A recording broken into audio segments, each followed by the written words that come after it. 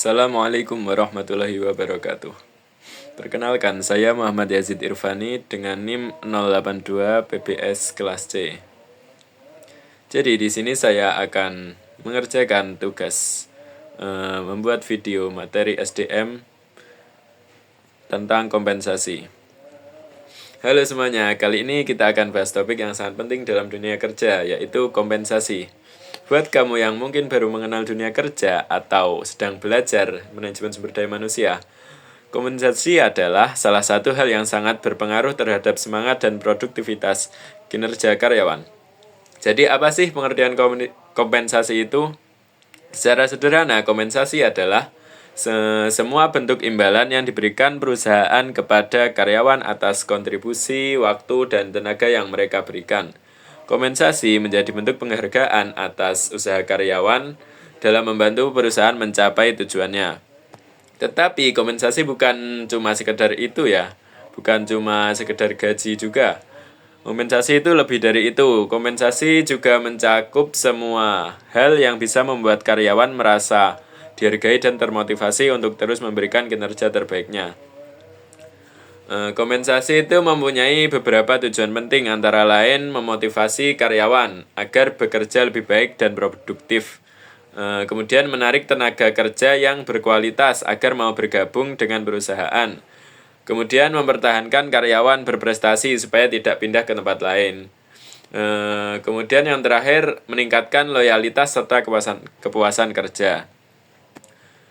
Jadi kompensasi itu juga membantu menciptakan hubungan kerja yang adil dan harmonis antara perusahaan dan karyawan.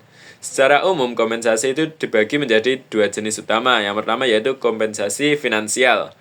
Kompensasi ini adalah kompensasi yang bisa diukur dengan uang. Contohnya gaji pokok, yaitu bayaran rutin yang diterima setiap bulan. Kemudian bonus dan insentif sebagai penghargaan atas kinerja atau pencapaian tertentu. Kemudian tunjangan seperti tunjangan kesehatan, transportasi, dan makanan atau tunjangan untuk keluarga.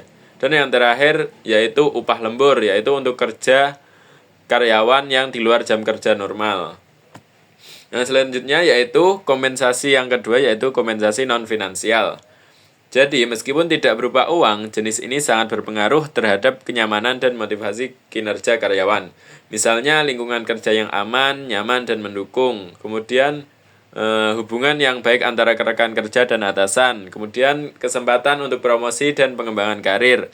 Kemudian, pengakuan atas prestasi, serta keseimbangan antara kerja dan kehidupan pribadi.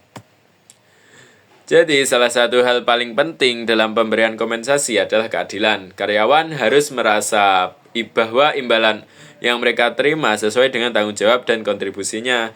Kalau kompensasi dirasa tidak adil, bisa timbul ketidakpuasan, kemudian semangat kerja menurun, kemudian bahkan muncul niat untuk keluar dari perusahaan. Tetapi sebaliknya, ketika kompensasi diberikan secara adil, transparan, dan layak, karyawan akan merasa dihargai. Mereka akan lebih termotivasi untuk bekerja keras, loyal, dan berkontribusi lebih besar untuk kemajuan perusahaan. Jadi, kesimpulannya, kompensasi bukan hanya soal uang, tetapi juga tentang penghargaan, motivasi, dan kesejahteraan. Kompensasi yang baik akan menciptakan keseimbangan antara kebutuhan karyawan dan tujuan perusahaan. Karyawan yang bahagia akan bekerja dengan sepenuh hati dan perusahaan pun akan semakin berkembang. Mungkin cukup sekian dari saya. Terima kasih. Wassalamualaikum warahmatullahi wabarakatuh.